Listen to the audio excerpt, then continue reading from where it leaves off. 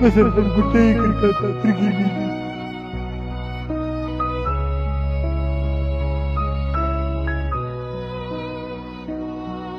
በቃ ሂጂ። ሁለታችሁም አንድ ላይ እዚህ ቤት ውስጥ ማየት አልፈልግም። ልወልድ እኮ ነው የምሄደው። ወደዚህ ቤት ተመልሰሽ እንዳትመጪ። ወራሾችህ ናቸው። እንደባኝ ምንድነው?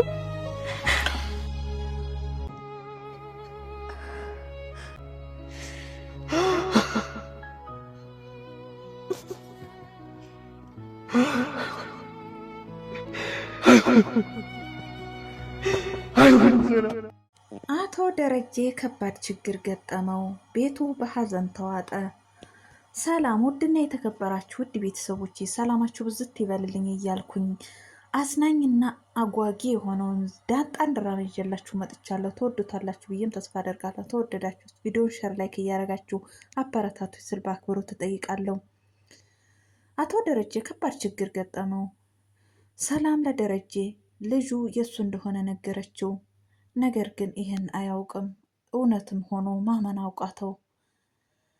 እባክሽ ሰላም ምን ለማድረግ ፈልገሽ ነው?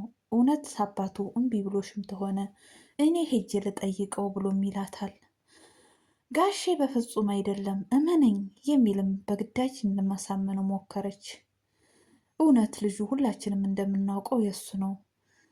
ወይዘሮ ማርታ ዱባይ ሄዳ ባለችበትም ሰዓት እሱም ሰክሮ በገባበት ሰዓት የጠፋውን ልጅ እንተካለሁ በማለት ያደረገችውም ድርጊት እንደሆነ ሁላችንም እናውቃለን።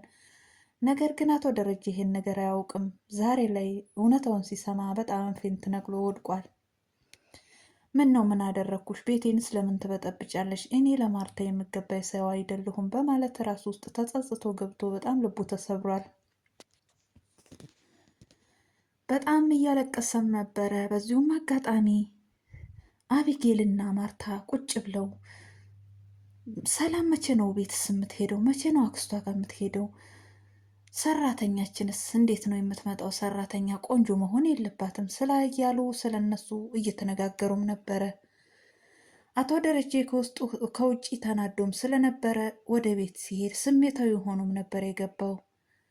በጣም ይደነግጣሉ እና ማርታ ምን ሆኖ ነው በማለት ተከታትለውትም ይሄዳሉ። ተከታትለውትም ሲሄዱ ወደ ክፍላቸው ውስጥ ሲገባ በጣም ስሜታዊ ሆኖ እየተናደደም ነበረ።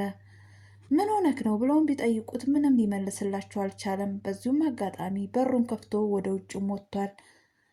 እነሱም በመስኮት ለማየት በበረንዳው ላይ ወጥተውም ነበረ። ሲያዩት በጣም ስሜታዊ ሆኖ ልቡ ተሰብሮ ያለ እያለቀሰም ነበረ።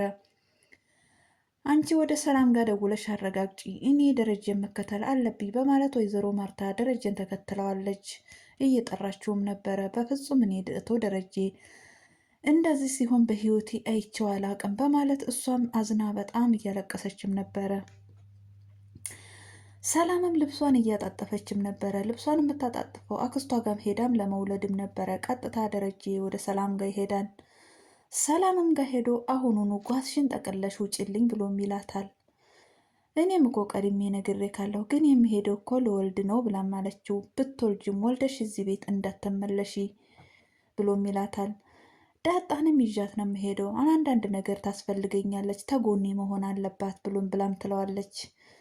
እሷ እየመጣች ታይሻለች፣ አትሄድም ብሏትም ነበር። ነገር ግን በስተመጨረሻ ሁለታችሁንም ማየት አልፈልግም፣ አብራችሁ ሂዱ፣ ውጡ ብሎም ይላታል።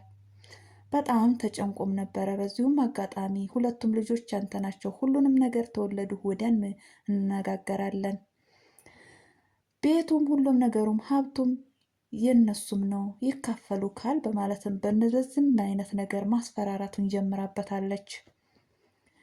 ወይዘሮ ማርታም ቤት ውስጥ ቁጭ ብላ በጣም እየተናደደች እያለቀሰችም ነበረ። ናታንና ውሃ አብረዋትም ነበሩ።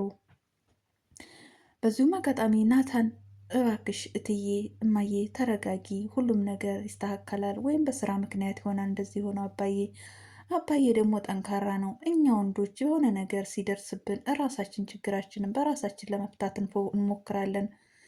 ለዚህ ነው እድሜያችን አጭር የሆነው። ተረጋጊ፣ ሁሉም ነገር ሰላም ይሆናል በማለት እሷንም እያጽናናትም ነበረ። ውሃም እናቷ ስታለቅስ ስለሰማች ውሃም አብራት እያለቀሰችም ነበር። ተይ አታልቅሺ እያለች ልጇንም ለማጽናናት ሞከረች። በዚሁም አጋጣሚ ካጠገባቸው እንድትሄድ ናታን ወደሱ ክፍል ሄዳ ሎሊፖፕ እንድትወስድ አዘዛት። እሷን በደስታ ሄደች። ወይዘሮ ማርታ በጣም ተናዳም ስለነበረ እኔ በህይወቴ ደረጀ እንደዚህ ሲሆን አይቼው አላቅም፣ ደግሞም ጀግና ነው፣ አሁንም ቢሆን ያልፋል የሚልም ሀሳብ ወስናለች።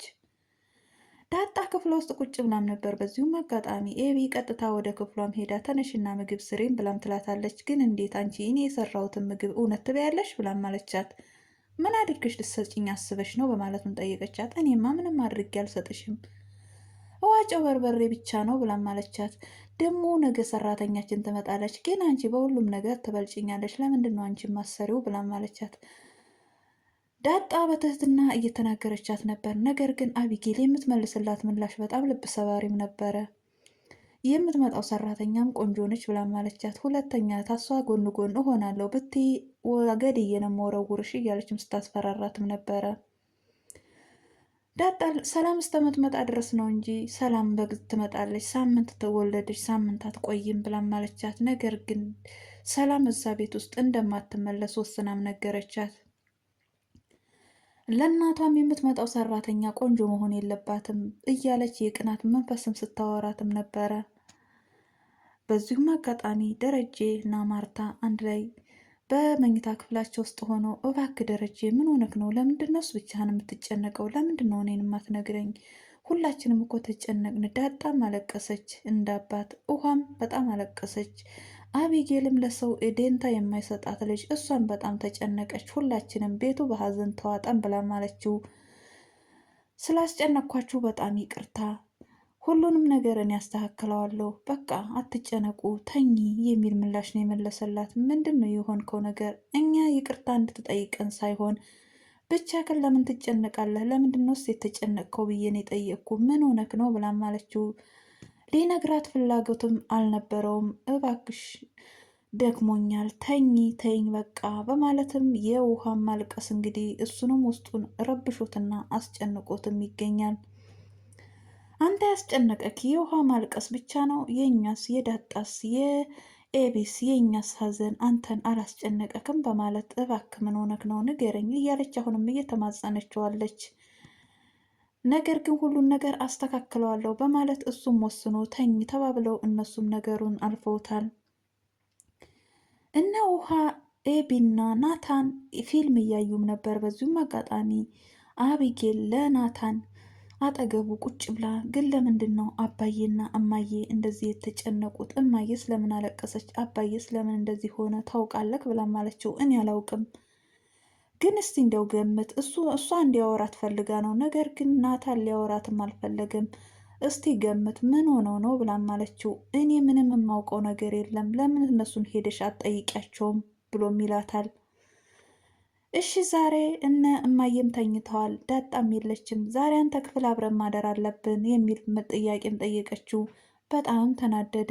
ውሃም ለምንድን ነው እሱ ክፍል የምታድሪው? አንቺ ክፍል አይለሽ አይደለም እንዴ? እንዲያውም እኔ ከአንቺ ጋር ማደር አለብኝ አለቻት። እሷም በጣም ተናደደች። ለምንድን ነው እንደዚህ የምትከታተኝ? ተነሽና ወደ ክፍልሽ ሄደሽ ተኚ ብላ እሷንም በቁጣ ኃይል መለሰችላት።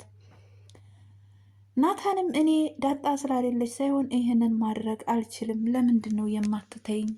እባክሽ ተይኝ እያለም እየለመናት እየተማጸናትም ነበረ።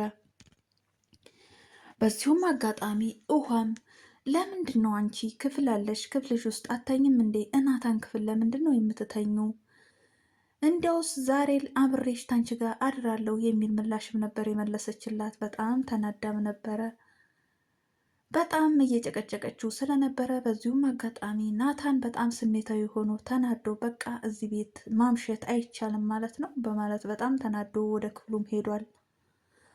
ውሃም እንደዚሁ ናታንን አይታ በቃ እዚህ ቤት ውስጥ ተደስቶ መኖር አይቻልም ማለት ነው በማለት ውሃም ተነስታ ታጠገቧም ሄዳለች፣ ወደ ክፍሏም ሄዳለች። አቢጌል ብቻዋን ቀርታለች። እየፎከረችም ነበር።